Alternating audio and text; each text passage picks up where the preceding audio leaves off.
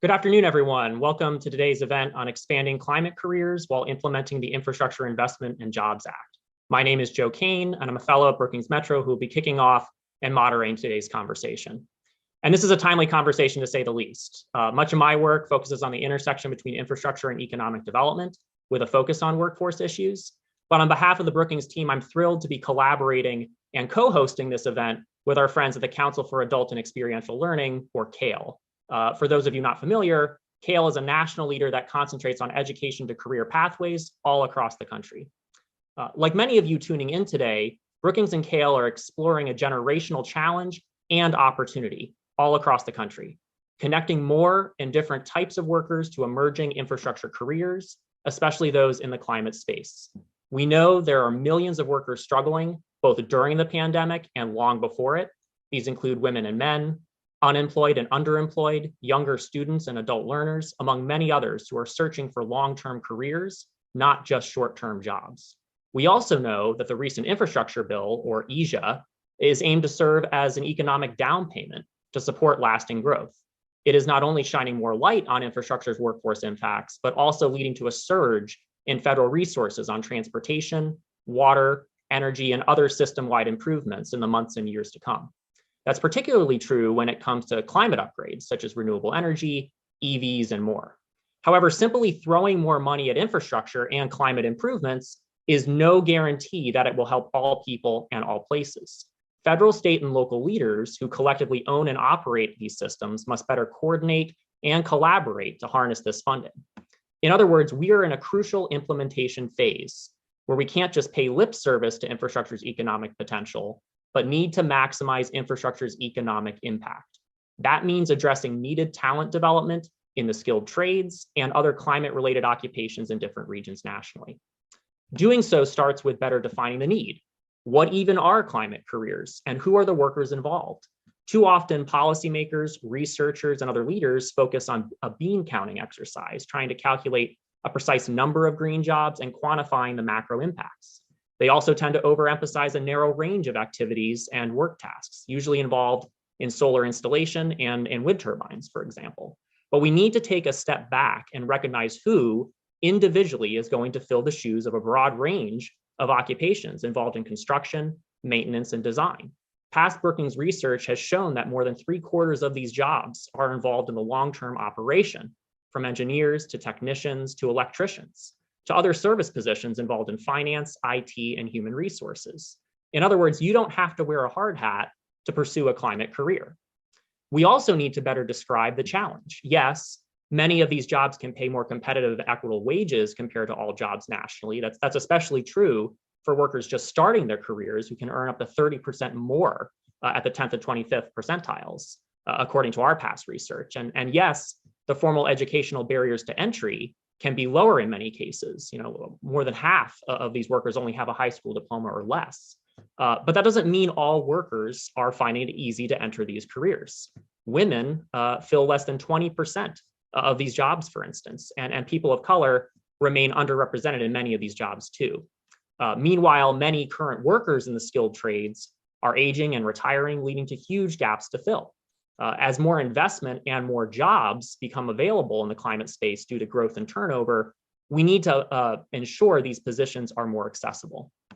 And that finally leads to the need to discuss the opportunity in front of us. How can policymakers and practitioners increase the accessibility of these jobs? As we rethink hiring, training, and retention strategies, who needs to be involved? And then how does IIJA come into play in all of this? These overarching issues around the climate workforce need, challenge, and opportunity in the context of IIJA implementation will help guide our discussion today.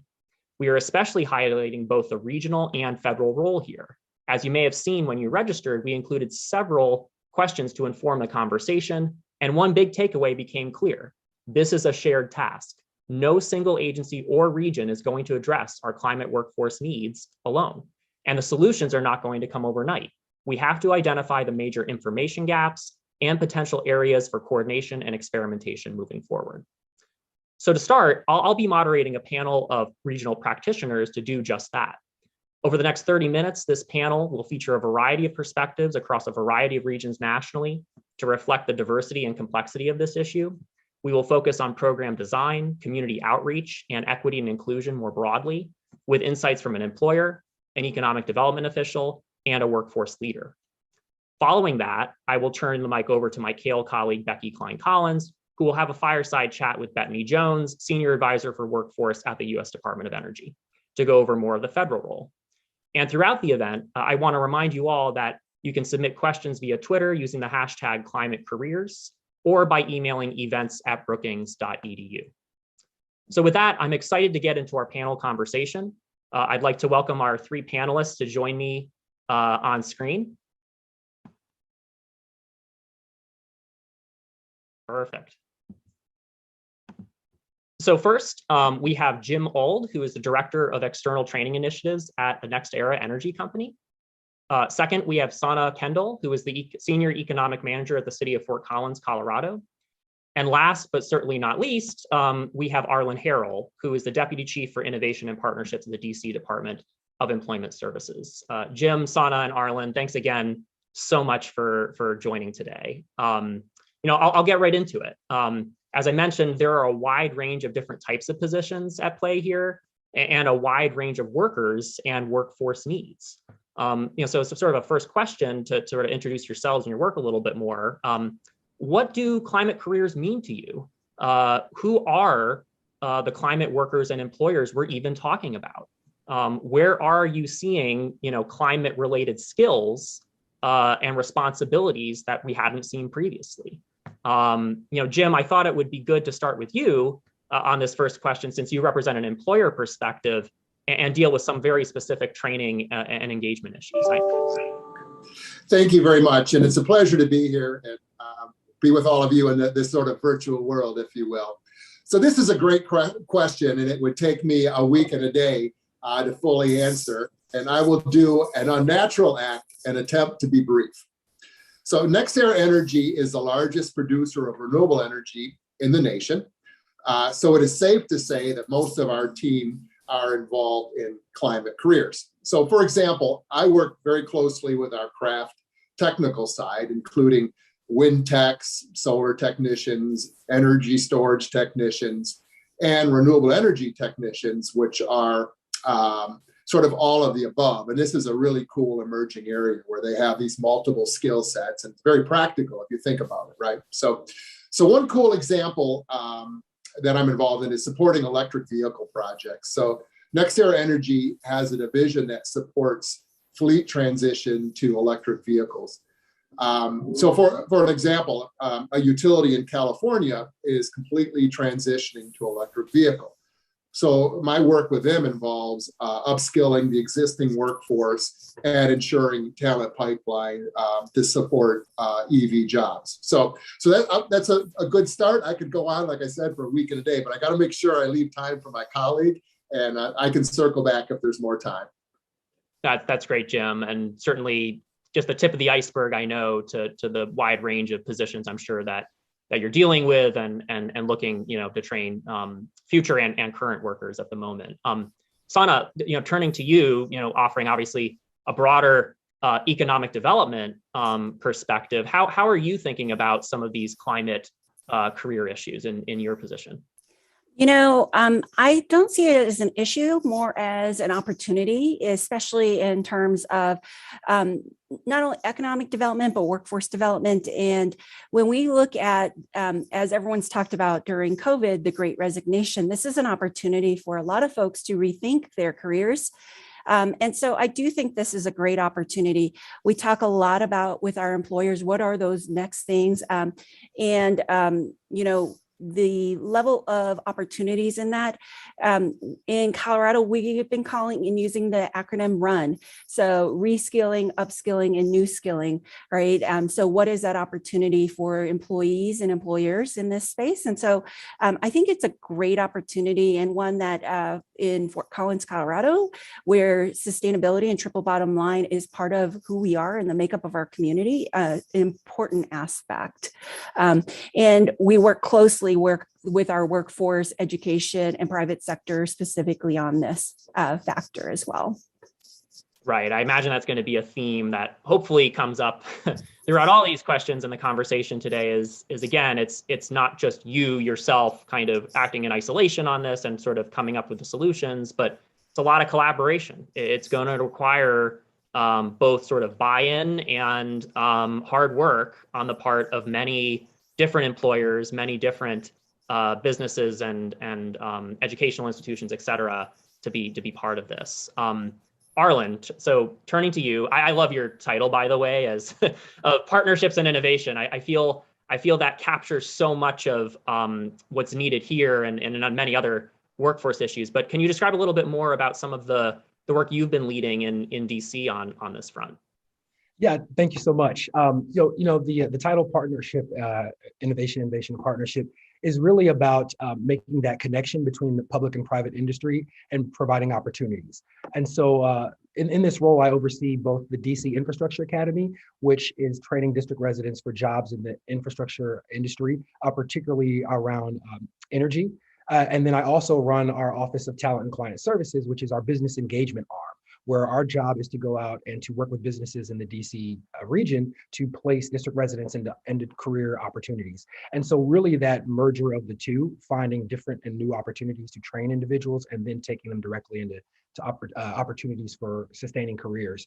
To me, climate careers means greater opportunities and access and success for all men and women who are passionate about climate mitigation, environmental justice, and other issues. But it really is about making sure that those opportunities are available for all people, particularly those in underserved communities. And that's really what my position is about. It's about being able to provide those opportunities for district residents. That's terrific, Arlen. Yeah, and I think a key takeaway that I gather from this anyway is it may not even be so much about, this one position, right, and counting these exact number of jobs. It's more of a process, right, and recognizing that, hey, there are all types of workers who are looking for longer term careers here, that the types of positions in this space, many of which are involved in skilled trades, but may be involved in transportation, may be involved in energy, maybe even involved in water issues, that there's a whole expanse of kind of climate, I guess, putting quotes around that. And it really does depend on, well, the employer, it depends on the region, it depends on where the opportunities are moving forward. And so I wanted to build quickly then, Arlen, off of this point. You mentioned, you're leading, as ever called, the DC Infrastructure Academy, which I highly recommend viewers to look at. It's gotten some coverage, I think, regionally and a little bit nationally, but it's, I think, kind of an interesting effort in that it's really under one roof, physically, in one destination where prospective workers can go to better understand even what are these careers, right? Like I never really, I'm just thinking in their shoes, they may have not even considered a position in this space. And so it provides them that outlet, I think, to rethinking what their career could be. And again, in that survey during registration, we kind of asked viewers, like, what are the big challenges here, right? Like what is holding back people from pursuing careers in this space? And the two most popular responses we got were training and education, which is a big bucket, obviously, which we can get into, and diversity, right? That really a recognition that, there isn't enough being done. I'm kind of leaving that intentionally blank of whose responsibility that is, but there isn't being done enough, right, to reach out to more workers, young, old, people of color, et cetera. And so, Arlen, I'm curious, amid all these challenges, right, of hiring and training and retention, what do you think is the most serious challenge in the next few years, particularly with respect to hiring and talent development for these occupations, given that need for diversity and equity, I think, that we're hearing so much about in this sector? Yeah, I think you hit on a lot of great challenges, right? And so the challenge that I think that we're seeing already, and I think it's going to carry on, is just the information being out there to reach those different communities and those different groups. When I first came into this space, I didn't even know much about this type of work, and I've been involved in government from the beginning of my career. And so what we're learning with the DC Infrastructure Academy, which was founded in March of 2018, is that there were so many people who were interested in these types of careers and opportunities, but they just didn't know about them, particularly in underserved communities. And people think when you hear green jobs that you have to have a bachelor's degree or a master's degree, and it's this kind of nebulous thing that's out there. But really digging into what that actually means and understanding that the average person can use their hands every day and still be contributing to changing over in green opportunities. In 2018, the same year that DC Infrastructure Academy was founded, the National Solar Jobs Census found that only 23.6% of the solar workforce was women. Only 1.8% were Hispanic or Latino, and only 7% were African American. And so at the DC Infrastructure Academy, what we're really trying to do is trying to figure out ways to reach out to those communities. And so we have partnered with our sister organizations and our sister agencies within district government to really kind of make those connections. We're working with our Office of Returning Citizens to make sure that those formerly incarcerated Washingtonians are having an opportunity for jobs in this industry. We're working with our Office on Women Affairs to make sure that women are a part of that.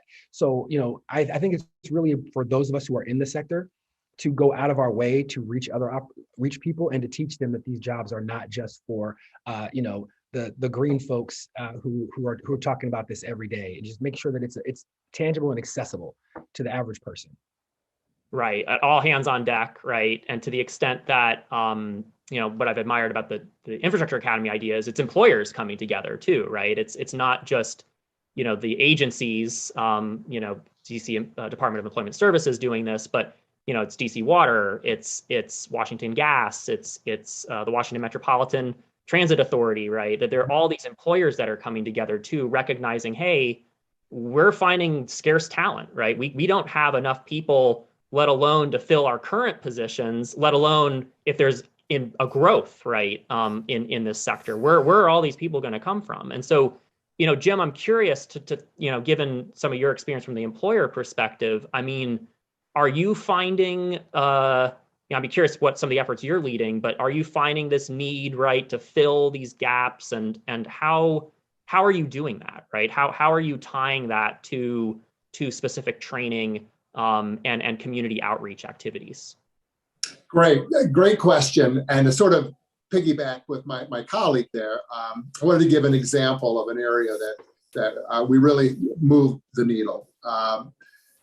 We've developed academic partnerships with colleges and universities, and really you have one of the expectations what this would really help with our diversity goals and so forth. But we have realized is it's too late. You really have to peel that way back to middle school and high school. So I wanted to give one example. It can be challenging to attract women into the wind industry. The office is 350 feet above ground. It's historically sort of a male-dominated vocation, right? Well, we recently facilitated a STEM camp at one of our partner schools in North Dakota. And there was a young lady that participated in it. She just became enthralled with and excited about renewable energy and wind technology. So then when she graduated from high school, she entered into the wind technology program at the school in North Dakota. I'm pleased to report she's the #1 performing student. I have a picture of her on top of a nacelle, 300 feet above ground with a big smile on her face. So we're certainly looking forward to bringing her on this summer as an intern, and then of course long-term bringing her on as an employee. So I really think it becomes that intense, right? You have to capture imagination early and sort of groom, if you will. And it requires industry to be working very closely with their academic partners and their talent pipelines. You can't just create a talent pipeline and think it's self-sufficient. It's truly a collaborative effort. Yeah, if you don't mind, just a quick follow-up. I want to ask on a similar question, but as a quick follow-up, Jim, was it, did you approach the educational institution in that case, or like how did that process work, just out of curiosity? It's a great question. We're so closely collaborating with them through advisory and subject matter expert participation. I don't know who came up with the idea first, but it manifested, and it was very successful, and we'll be duplicating it. And we don't just do it there. We do this with partnerships all across the country.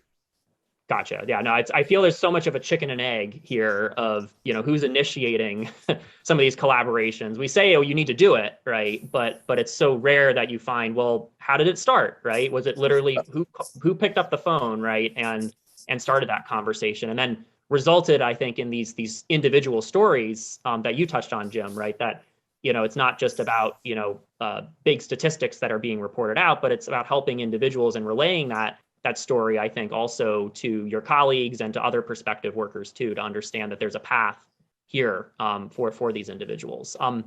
Sana, obviously we have a lot of different regions going here, right? Where Arlen's in more the Mid-Atlantic, Jim is in Florida, I believe, and then you're in Colorado, and so I'm curious, with the same question, of what's the biggest training challenge that you see here?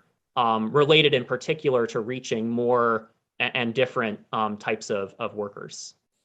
Yeah, I actually love both of the comments, from Arlen and Jim in this space. I want to go back to what Arlen said. I think access, awareness of the resource, and even language barrier accesses have been one of the biggest challenges that we're seeing here in Colorado, not only through workforce challenges, but I'm leading our recovery plan right now. And in terms of what does recovery look like and what are health standards, right? Those are access to the same resources at the same time everyone else has access, I think, is a really key piece of that. The other challenge I would say, and Joe, you mentioned this, is there's such a scarcity in workforce right now. I think one of the biggest challenges is we've talked a lot about internships and who is going to teach, and get folks excited about these careers. One of the great programs that we're very proud of in Northern Colorado is the Northern Colorado Manufacturing Sector Partnership. And it was businesses, workforce, education, and economic developers, but businesses were leading. And what I loved about that is they talked a lot about students weren't going to get excited about these careers unless they saw it for themselves and they saw people that look like them, that, had the same challenges and have overcome those challenges, those opportunities. So our manufacturing partners, the businesses actually offered to be the instructors for that.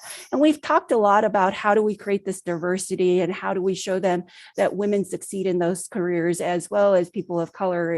And so that's been an important part about the pairing of who that intern is with the workforce person who's in that space.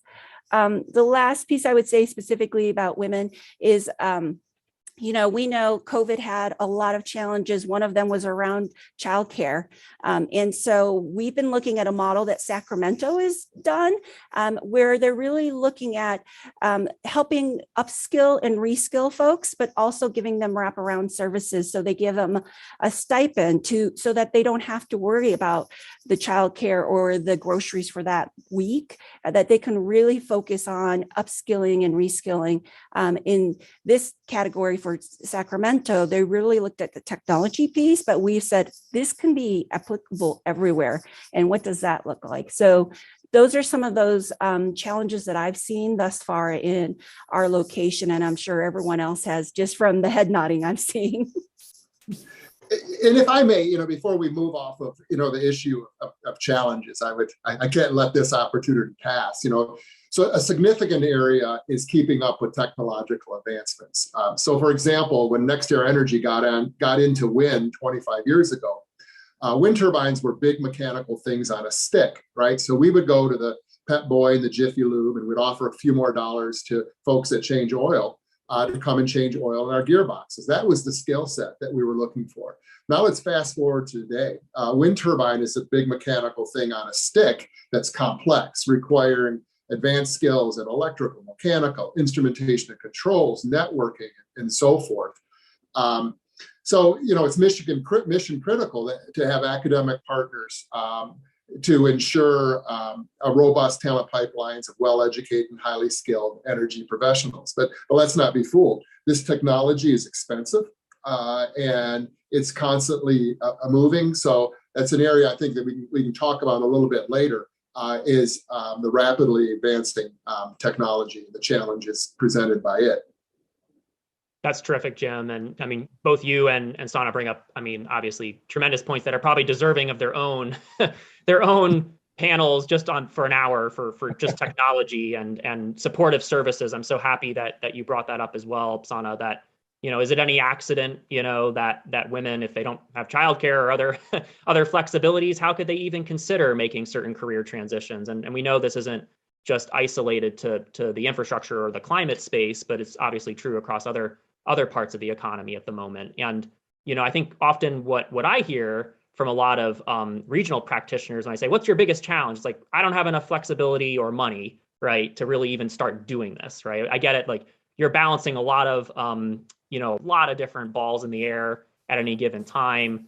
Sana, you're literally in your office right now, probably ready to get on another phone call right after this. And so this next question kind of gets at that point of, hey, we're having this generational moment now where there is, not hypothetically, but there will be more federal resources coming around some of these issues via IIJA. We can put Build Back Better to the side for a second, but we know with IIJA, while there aren't explicit, workforce, I think, dimensions in that, there are still issues around local hire, for example, project labor agreements, many other little tendrils, I think, in there. And so I'm curious, and obviously ARPA too, with the American Rescue Plan that many states and localities are also trying to handle. So is there even the staff on hand right now to handle all this money coming in is a question. But I'm curious, Sana, starting with you, given your experience and leadership on some of these issues, including with ARPA funding and potential IIJA funding coming in, what do you think needs to be done locally to maximize the reach of this funding, right? Who needs to be involved? What other outstanding questions come to mind for you to make sure that we're really, we're harnessing this funding in the best ways we can to address some of these challenges? Yeah, Joe, thanks for that question. I do think this is one we're discussing today, even with the ARPA funding, right? In terms of this is once in a lifetime opportunities, and how do we future-proof in terms of this opportunity of, if we're going to be able to spend this money, how do we help and support our community in the long run? A lot of conversations we've been having specifically with the American Rescue Plan is, if we end up deciding to utilize that for capital infrastructure and opportunities there, what is that operation and maintenance going to look like in the future, not only for the physical, but also for the programming and for the support? And so that is one that we've been talking about locally with our school districts in the region. So not just the one that serves in Fort Collins, but for the full region. Where is that market-driven need? And how do we help and support that, but also commit to it in terms of that? Another piece I would say is, and I believe Arlen mentioned this as well, not everyone needs a 4-year degree. So how do we help and support that opportunity through being innovative about certifications and the cost and challenges that come with it, but kind of swinging for the fences, right, in this space? And I think that's one we've been working locally and regionally and at the state is, how do we all work together to really benefit who we're really trying to reach is our community and the support of our community and our businesses in this space. Yeah, I think it's partially, if I'm hearing you right, Sana, it's like building off where there already are some successful efforts happening and collaborations, but then also not shying away from the fact that, hey, this is a big moment. We need to think big. We need to try new things. That's, if we don't do it now, when, right? I mean, that has to be a question. And Arlen, curious, given your role, obviously, also in more of local government, are you seeing similar types of needs unfolding, I guess, that Sana is referring to? Oh, absolutely. I mean, when you talk about the funding and different ways that we're trying to expand and do additional things with this funding, the ARPA funding has been amazing for the DC Infrastructure Academy. It was factored into this year's budget. It is a testament to the dedication that Mayor Bowser has for the DC Infrastructure Academy. Our budget went from 3.2 million to 9.4 million, which includes the ARPA funding, which is additional staffing, which is almost doubling the number of residents that are served, including doubling the number of residents that are a part of the solar program that is a part of DCIA. And so, SolarWorks. And so, understanding that piece and making sure that we are investing that money in the right way. Like those funds could have gone anywhere. But the fact that so much of those funds were put into the DC Infrastructure Academy and looking at ways to bring district residents into training to go into these new jobs and to move them into the future. That's a huge thing. And Sana, you said something earlier that I wanted to mention because it does tie into DCIA. You mentioned stipends. All of our trainings at the DC Infrastructure Academy, including our SolarWorks program, pay a stipend of $10 an hour to all participants that go through that training program. And we do also partner with our partner agencies to do kind of the wraparound services that you mentioned. And so, it's the funding piece, but then it's also the businesses piece, the people who are going to be hiring these folks on the back end. The same survey I mentioned earlier, the Solar survey, said that, that the majority of minority participants did not hear about their opportunity through a family member or someone who actually worked in the company. And so that's a shame that there aren't people there that are kind of referring other folks of minority groups into these different opportunities. And so working with our companies to make sure that they understand that and that they have to look outside of their general box for finding people to come into these jobs and opportunities. And so it's a piece of both of that. And some of our funding is going into recruitment additionally to bring in more folks and do partnerships with our corporate partners. And they've been amazing. That's great, Arlen. And I want to turn to Jim in a second here to get more of that business perspective on this. But one quick follow-up for you is you mentioned, the increase in budget, and the DC Infrastructure Academy is still pretty new, all things considered. It's only been around for a few years. What sort of benchmarks are you using, to measure kind of, I don't know, want to say success, right? But like, is it about the number of credentials? Is it about the number of individuals who are coming, to interested in the academy? How are you gauging that, given potentially this influx of funding? Sure, absolutely. Our three main ways that we track are the recruitment, retention, and employment. That's really what it comes down to. Those three numbers: how many people came into the academy, how many are staying in the academy, and completing the academy in the different tracks, and then how many people are getting employed. And the partnerships are key. I can't stress this enough. They're key on the back end because our partners are working with these individuals from the time they walk in the door. And that's with our solar program, our partnership with Pepco, which is our utility company here in the district. They are helping with the recruitment. They are sending their folks to sit with our folks to help as we're doing the recruitment and going out in the community, doing community outreach. They actually provide a huge portion of the training that is all completely funded by them. And then they are helping the participants prepare for the interviews at the back end. So that way they get opportunities to work for Pepco and for their subcontractors. And so this model has been amazing. For the last 7 cohorts, we've had 100% job placement rate for graduates of the Pepco program. For our Washington Gas program, the rate is about 85%. And then for our solar program, our placement rate is well over 60%. But it really is, that the end of the day for us, it's about how many people got into infrastructure jobs and green infrastructure jobs that are district residents and who are on their pathway to the middle class. Yeah, that's really helpful. And I think that's more of what we need to see, right? Obviously, great to hear the success in that, but the actual measurement of it, right? And we're not just, saying, hey, we need to do this, and it's unknown how many people are even taking advantage of it, but actually having real discrete measures of how it's working or not working is just, I think, so helpful. Jim, turning to you then on mentioning both Sana and Arlen of, obviously business involvement, employer involvement in all of this. What are you hoping to see, especially at a local regional level, given this moment that we're in right now? So are we going to add a couple extra hours to this? So technology is advancing in the digital age at an unprecedented rate.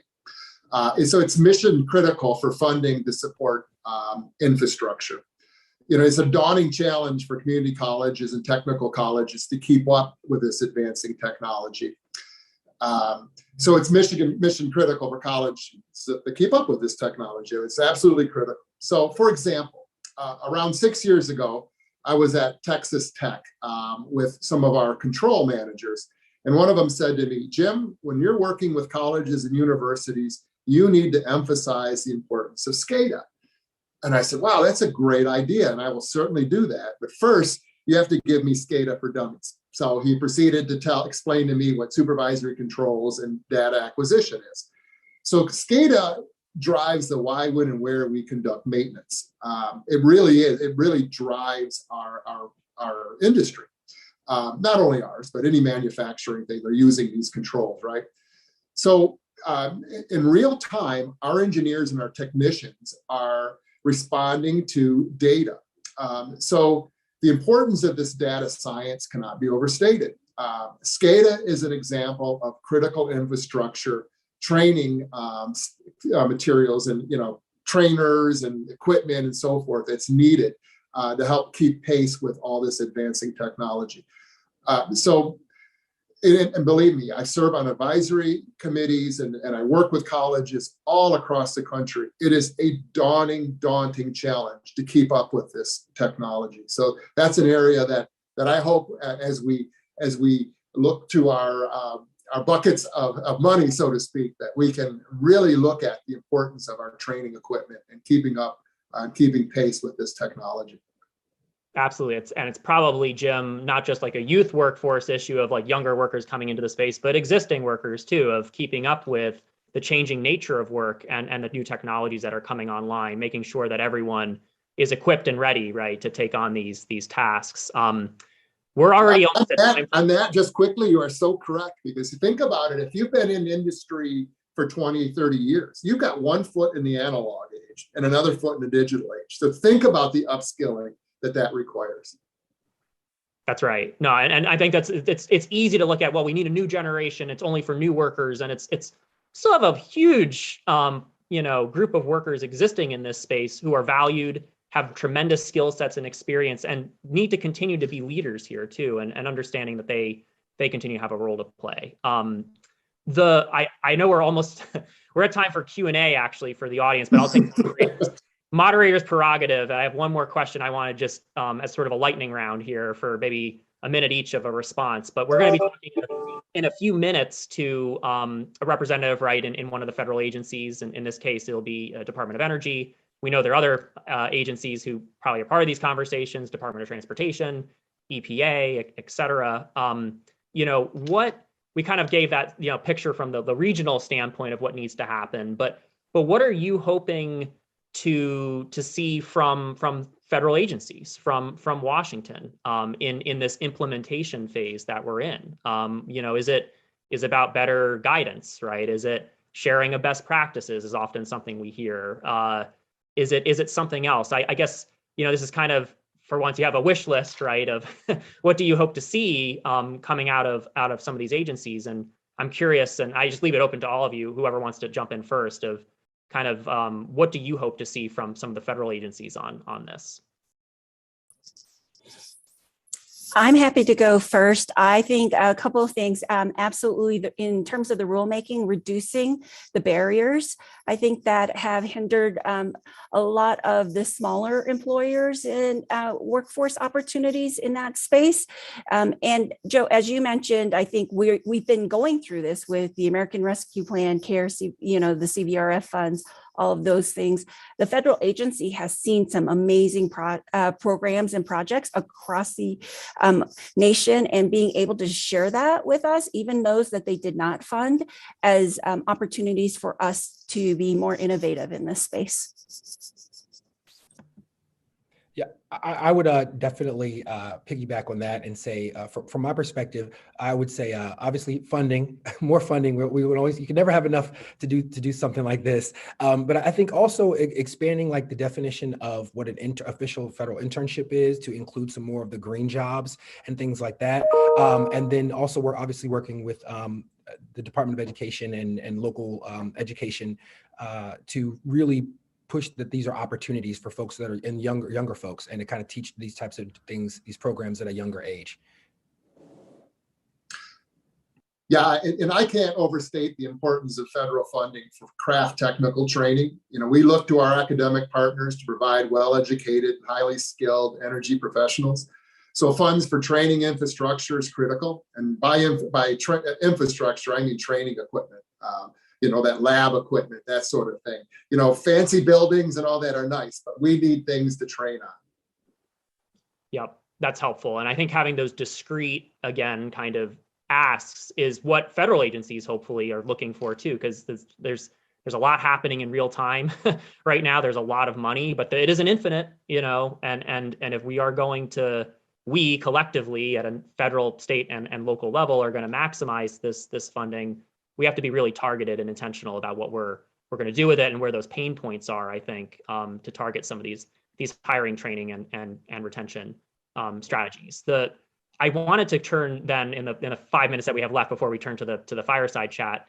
I wanted to turn to some of the audience Q&A, and we've received, literally dozens of amazing questions. So I'm going to try to merge some of these just to get a few of them answered. One bucket of questions that we've received a lot on is youth workforce, 16 to 24-year-olds in particular. But also just transition, right? And fossil fuel workers, for example. And so we always talk about the promise of, the transition to a cleaner economy. What does that mean for workers who may be in positions right now earning certain wages? Is there a place for them? And so I'm curious if again, opening it up to any of you, if you can touch on how are you intentionally thinking about both kind of that youth workforce angle, but also in particular this just transition and kind of existing workers, including those who might be in the fossil fuel industry. Jim, it looks like you're unmuted. Yeah, and that's a great question, worthy of an hour.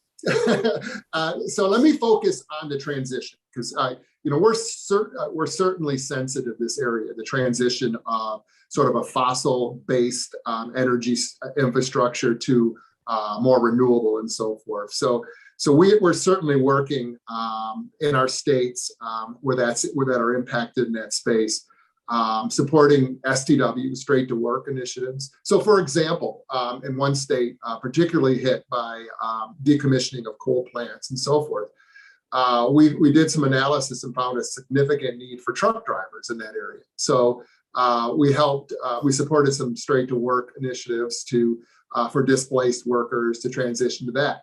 We helped support some training to transition fossil workers to become wind technicians and so forth. So it's very important that we do that. We and be cognizant of that. That's, in the wake of technological advancement, there are all these people that are impacted by that. And we can't marginalize that. We have to be cognizant of it and take action on it. I already spoke a little bit about our STEM camps, so I'll defer that one over to my colleagues, but happy to circle back if you wish. I appreciate that, Jim. Sana or Arlen? Yeah, I'll jump in for just a quick second.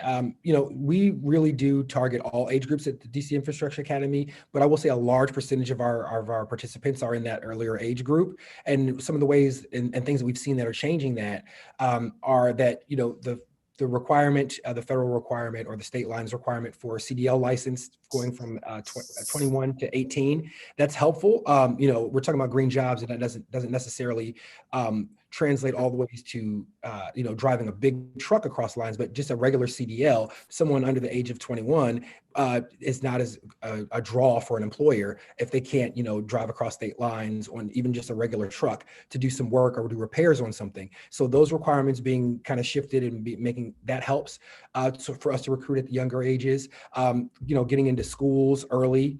Our SolarWorks program has a youth solar program every summer where we're training youth workers to do solar installations and repairs.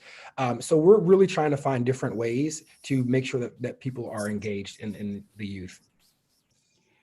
And I would just add, absolutely. I think it's one thing to get the youth really excited about these types of careers. What we found, especially with our manufacturing, so our NOCO manufacturing partnership, we started to see a lot of excitement for our youth. What we needed to do was have a conversation with the parents as well.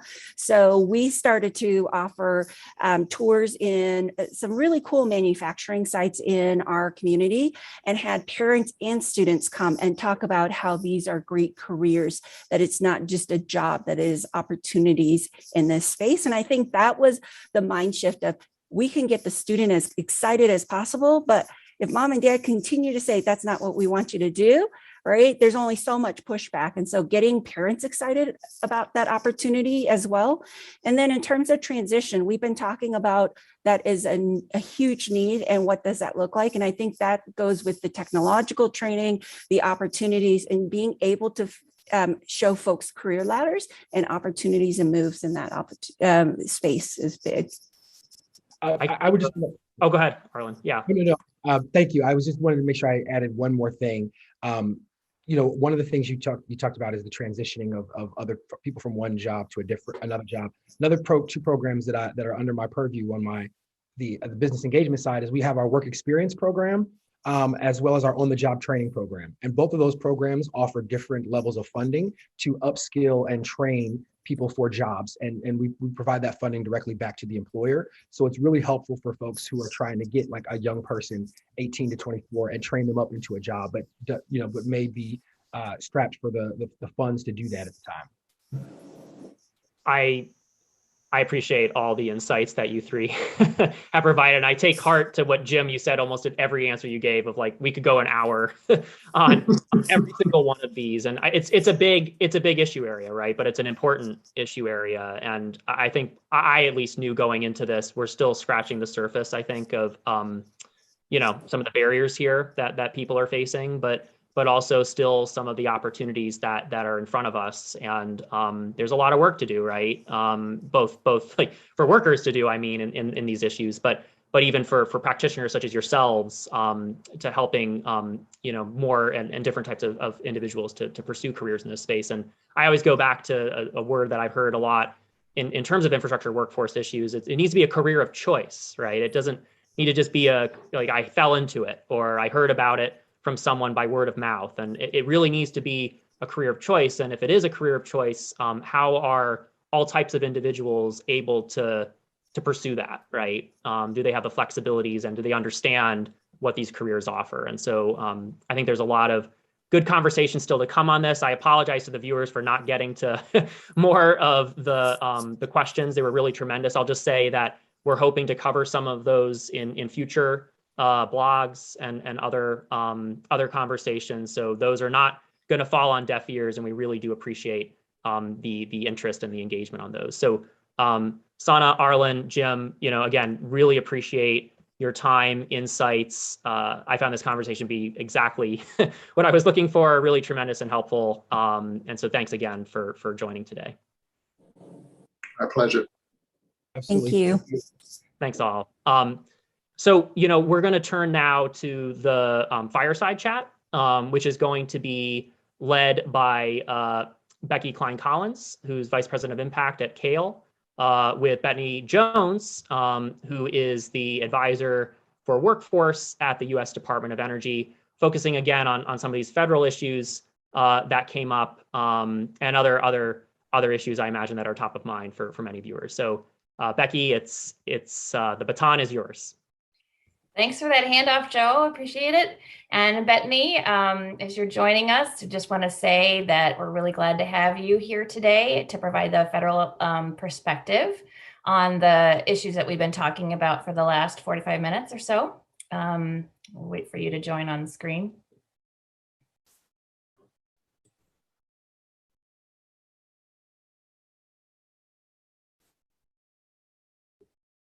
There she is. Hi, glad you're here. So Bethany, we've just heard from an employer and an economic development agency and a local government training agency on what they're seeing in terms of, changes in a growing industry around climate change mitigation, lots of new job creation, new opportunities for talent development. And we're really curious to hear, from the federal agency's perspective at your role at Energy, what kind of discussions are you all having within the department about the issues of workforce development, talent pipelines, maybe even the availability of jobs, and also within the renewable energy and climate related solutions. And then just keep in mind, too, that we've heard from our audience that they're very interested in the equity implications for this and how to make sure that those opportunities are extended to underserved populations, women, people of color. So if you could speak to that, that'd be great. Oh, I can't hear you. I can't hear Bethany. Bethany? I can't hear her.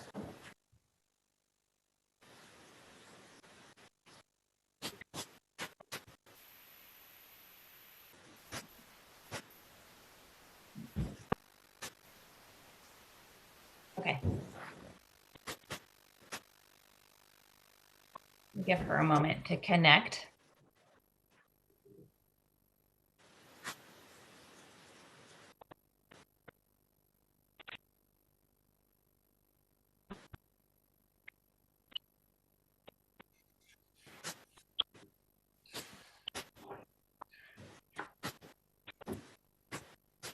While we're waiting for her to connect, I'll just share with you, I did some looking at her background, and one of the things that I found was that she is an expert in the distributional impacts of climate and energy policy, focusing on job quality and job access.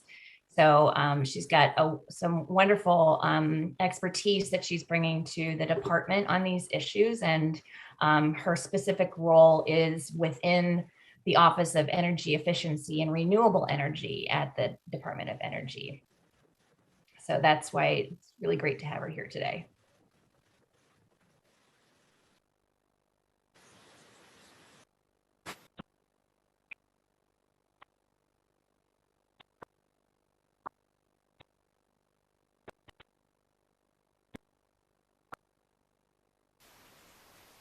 Can't hear you. Bethany, I just emailed you a mobile number you can try. Can you hear me now? Yes. Okay. Yes. Wonderful. There's a terrible echo on my end.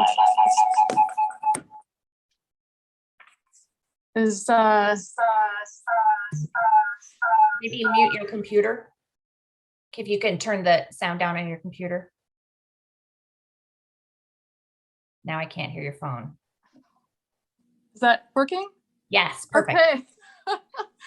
Great. Thank you, Becky. It's nice to meet you. Thank you to the Brookings Institute for hosting this. Apologies for the technical difficulties. That was a big question that you posed, but let me just kind of run through a little bit of how we are thinking about workforce issues at DOE.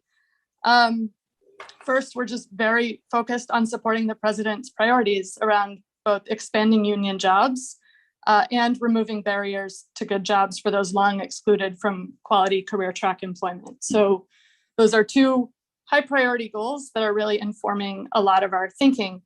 We're very much trying to systematize our workforce development activities and align with the rest of the federal infrastructure and workforce development, including Department of Labor and Department of Education, and really figure out and zero in on our value add in that space. We're working with the Department of Labor to expand and modernize registered apprenticeships in occupations necessary for clean energy deployment. So much climate work, and particularly a lot of the work funded in the bipartisan infrastructure law, is in the construction sector. An apprenticeship, union apprenticeship, is a really elegant model for making sure that we can supply the labor market with skilled and trained workers. It's nimble. Apprenticeship is nimble in that it can expand and contract relative to demand. And there's usually more folks interested in apprenticeship programs than there are openings. So with the expansion of infrastructure spending, that will open up more apprenticeship slots for more people. So that's really valuable and something we're working on. And in general, I would say we're really trying to support broad occupational training with industry recognized credentials that transfer between employers, and to try to do that across the occupations required for clean energy deployment. And along those same lines, and kind of building on what Arlen from DC was commenting on in the earlier panel, supporting quality pre-apprenticeship partnerships that provide wraparound services, support services, and really try to reduce those barriers to employment. So the partnership thing that was commented on in the earlier session is super key, to have employers at the table, training providers at the table, workforce development boards, labor unions, and equity-oriented community-based organizations that can really support service delivery to the target population. And then on the STEM side, we're really expanding our partnerships with HBCUs and minority serving institutions. Leaning in there, our advanced manufacturing office in the Office of Energy Efficiency and Renewable Energy is piloting a new approach there. What else? And on the manufacturing side, now manufacturing is an area where we hope to see really big job growth. If the Made in America provisions work and the renewed kind of investment in revitalizing domestic manufacturing works, there should be job growth there. And we really need to look at things like sector strategies to identify training standards that will be accepted by multiple employers in an industry. So for things like battery manufacturing, what are the training standards that are going to be needed to develop that workforce, and how can we support that? So that's a snapshot of a few of the things that we're thinking about. Some of the questions we got in advance were looking at this question of transitioning the existing fossil fuel workforce into different kinds of jobs, or getting them the training they need to do things like building the smart infrastructure that's being planned. I wonder if you could talk a little bit about what the department is thinking about those kind of transitional training and talent development needs. And also, if you can point to some examples of where that's been done really effectively. Yeah, my dog decided to be very vocal right at this moment. I apologize for that. There's, as was mentioned on the earlier panel, there is so much, the pace of technological development is so rapid. It's an interesting space for DOE because traditionally we've been an R&D organization, really focused on supporting the development of new technology and the demonstrations of that. I think one thing that we can probably continue to do better is sharing that information on emerging technologies with workforce development providers, including labor unions, who are really rather exceptional at upskilling the incumbent workforce and making sure that their members are trained with the most up-to-date technology. So again, we see labor unions as really important partners in this space. We also have an office of artificial intelligence that's really looking at how to incorporate virtual reality into training. And there's a lot of that going on within the Office of Energy Efficiency and Renewable Energy too. So upskilling the existing workforce and making sure that we're keeping pace with technology is something like, that's one of those value adds that I was referring to earlier for DOE. Yeah. Well, we're sort of at the end of our time, but I wonder if we could squeeze in just one more question, particularly about IIJA and the opportunities that is providing for thinking about and supporting these kinds of jobs, and wondering if you could share a little bit about how you are planning to work with other agencies. I know you talked about working with them on the design of apprenticeship programs, but wondering if you talk a little bit about that piece of legislation in particular. Yeah, so we're generally referring to it as the bipartisan infrastructure law or bill, but DOE has, I think, 72 provisions with that, most of which are for new programs to support implementation. And so we're really looking within each of those provisions, what does the workforce need and how can we support that? There's a few provisions in there for DOE that are really specific to workforce development. The Build Back Better legislation had quite a lot, like the bulk of the funding for workforce development is in that piece of that bill. And a lot of that would go to the Department of Labor. So would really support this partnership that we're working on with DOL and the other agencies. But we're really trying to be creative and do what we can. One of the things that's really useful is on the construction side, the Davis-Bacon requirement, because that sets a floor for wages that signals to the labor market that we will need a skilled and trained workforce to engage on those projects. And that's the kind of signal that can then pull workers into the labor market, open up spots in apprenticeship. And so we're looking at things like apprentice utilization on infrastructure law projects and other local hire and other ways to support the underrepresented workforce.